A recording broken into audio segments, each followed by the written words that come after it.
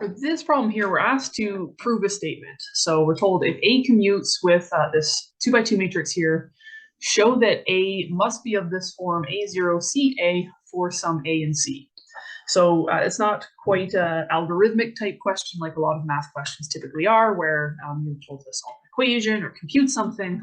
You have to make some logical statements here to establish these facts, which is a little bit new for a lot of students. So I just want to kind of go over the logic and how we might approach this. Our goal is to show something, specifically show that A equals this matrix for some A and C. A pitfall that a lot of students will fall into is that they will make A look like this matrix and then say like, yeah, it commutes with this thing, so therefore the statement's true.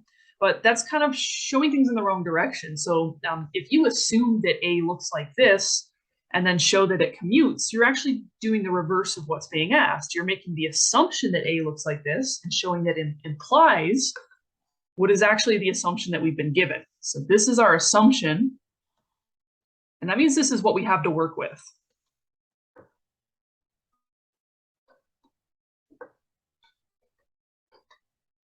So really that's all that we want to work with, and we want to do a little bit of algebra on this statement if we can turn it into math somehow. And hopefully get the conclusion that A looks like this. That is our goal here. So how we're going to work with this assumption that we're given is basically to turn it into math.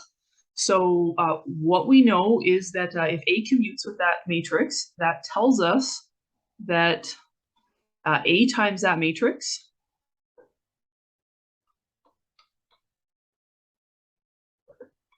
is equal to this matrix times A, right? And that's part of the definition of something commuting. It means that the operation, the order of the operation can be reversed, which is not always the case for matrices, but we're being told in this particular one it is the case. So we don't really know a ton about A. I can't just plug in this particular structure of A because all that we're told is that A commutes with this thing. So if I plug in that structure, I'm now making the assumption it has that structure. And then getting my conclusion based on the fact I've already assumed that thing. So again, I want to avoid that.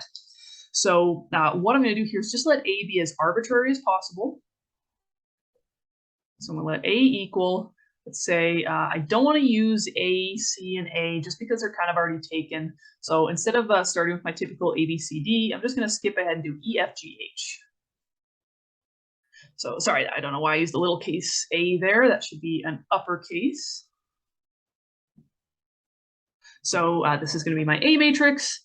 And so I'm going to just go ahead and plug this in over here and do the calculations.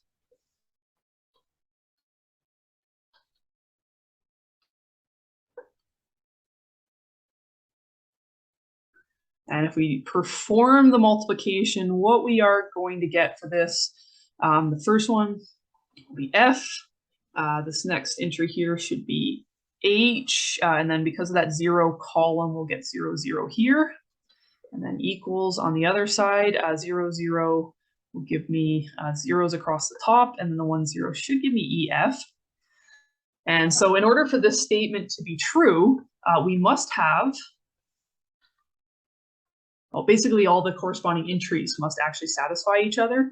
So I'm going to get F equals 0, 0 equals 0, H equals E, and 0 equals F. Notice that nothing's really being said about the G variable here, so we can't really make any swaps out for that. It's free. Basically, it doesn't really depend on anything else that's going on, so it's just going to kind of stay completely free as it was before. But we do now have some restrictions on E and H together, and F actually must be 0. So since those things must be true, then we can conclude that A equals, so the E, F is actually 0. We don't know anything about G from this, and H has to be the same thing as E, so this structure generally must be true. And then if you look, I'm not using the same letters as the conclusion that we're given up here, but I can say that A has to take on this form for some E and G. And it's not the exact same letters, but it does state the exact same thing because these are just parameters, placeholders. We can just say this particular E is A, this particular G is C, or vice versa, and then the two statements are equivalent to each other. So that proves the statement.